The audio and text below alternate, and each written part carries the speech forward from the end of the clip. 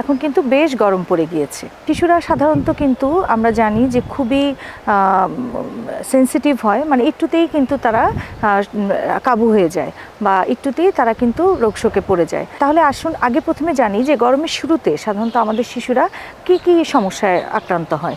দেখা যাচ্ছে যে গরমের শুরুতেই কিন্তু আমাদের শিশুরা প্রায় জ্বর, ঠান্ডা, কাশি বা হচ্ছে পাতলা পায়খানা, বমি, রক্ত স্বল্পতা এবং স্কিনের বিভিন্ন সমস্যা, এই সমস্যাগুলোতেই সাধারণত কিন্তু দেখা যায় বাচ্চারা বেশি আক্রান্ত হচ্ছে।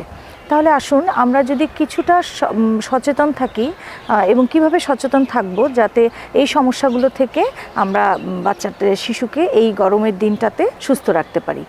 প্রথমেই আমি আসি যে যদি আমরা বাচ্চাটাকে একটু ঠান্ডা কাশি থেকে ভালো রাখতে চাই, তাহলে আমাকে মনে হয় প্রথমে আমাদের তাপমাত্রাটা যে কিভাবে রাখবো সেটার ব্যাপারে একটু সচেতন হতে হবে, যে ঘরের তাপমাত্রাটা যাতে আমরা ঠিক রাখি। এক্ষেত্রে আমি বলবো যে আপনি বাচ্চাটাকে নর্মালি, যাতে রুমের টেম্পারেচারটা যেন নর্মাল থাকে, অতিরিক্ত গরম না থাকে, সেটার ব্যাপারে যতটুকু আপনার ফ্যান বা এসি যেভাবে চালানো দরকার সেভাবে আপনি অল্প অল্প করে শুরু করতে পারেন। যদি মনে হয় যে হ্যাঁ বাচ্চাটা বেশি হয়তো ফ্যানে বা এসির নিচে থাকলে হাত পা ঠান্ডা হয়ে যাচ্ছে, তাহলে যেমন বাচ্চাকে একটু সরিয়ে রাখতে পারেন বা পাতলা একটা কাঁথা দিয়ে রাখতে পারেন গায়ের উপরে। এইভাবে আমরা যদি বাচ্চার টেম্পারেচারটা মানে বা ঘরের টেম্পারেচারটা মেনটেন করি, তাহলে কিন্তু এই যে গরম ঠান্ডা থেকে যে ঘেমে যে হঠাৎ করে ঠান্ডাটা লেগে যায়, এটা থেকে আমাদের বাচ্চা কিন্তু পরিত্রাণ পাবে। এছাড়া আমরা অনেক সময় গোসল নিয়েও বাচ্চার খুব কনফিউশনে থাকি। আমি বলবো যে তাহলে প্রতিদিনই কিন্তু গোসলটা করানো উচিত। তাহলে হয় কি, আমরা যেটা বলি যে পরিষ্কার পরিচ্ছন্নতা মেনটেন হয়, এছাড়া বাচ্চার যে অতিরিক্ত ঘেমে যাবে না বা কিন্তু বাচ্চা কিন্তু একটু আরাম বোধ করবে। তাহলে আমার মনে হয় যে এখন যেহেতু বেশ গরম পড়ে গিয়েছে, আপনি প্রতিদিনই চাইলে বাবুকে প্রতিদিনই গোসল করাতে পারেন। এছাড়া খাবার দাবারের ব্যাপারে আমি যেগুলো বলবো, যে এখন কিন্তু পানির পরিমাণটা আমাদের বাচ্চা ঠিক মতো খাচ্ছে কিনা এটা খেয়াল রাখতে হবে। শরবত খাওয়াতে পারি আমরা, বিভিন্ন ফলের রস খাওয়াতে পারি এবং স্বাস্থ্যকর খাবারটা যাতে খেতে পারে বাচ্চা, সেটা দিয়ে খেয়াল রাখতে হবে। এই গরমের দিনে আরেকটা প্রবলেম হয় বাচ্চার পাতলা পায়খানা। এখন কিন্তু অনেক বাচ্চাই পাতলা পায়খানায় ভুগছে। তাহলে এই পাতলা পায়খানা যাতে না হয় সেটার জন্য তো আমরা জানি যে কি করতে হবে। বাচ্চার হাতটা ধুয়ে খাওয়াতে হবে, তারপর হচ্ছে খাবার দাবার ঢেকে রাখতে হবে, মোটামুটি পরিষ্কার পরিচ্ছন্নতা মেনটেন করতে হবে।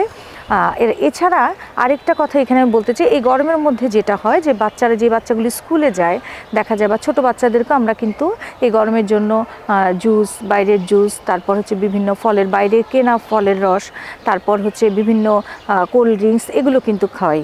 তাহলে আমাদের কিন্তু এগুলো খাওয়ানো থেকে বাচ্চাকে বিরত রাখতে হবে। হ্যাঁ, আমরা জানি যে এগুলো ক্ষতিকারক কেমিক্যাল দিয়ে তৈরি হয়, এগুলো না খাইয়ে আমরা কিন্তু ঘরে তৈরি শরবত, আপনি লেবু শরবত করে দিতে পারেন, তারপর আপনি ডাবের পানি খাওয়াতে পারেন, ফলের রস খাওয়াতে পারেন। তাহলে কিন্তু বাচ্চার জন্য, স্বাস্থ্যের জন্য ভালো হবে এবং এটা কিন্তু মানে স্বাস্থ্যসম্মত হবে। তাহলে আমরা যদি কয়েকটি জিনিস আমি তাহলে আলাদা করে বলি যে আপনি বাচ্চাকে এই গরমে তাহলে আমরা কি করব।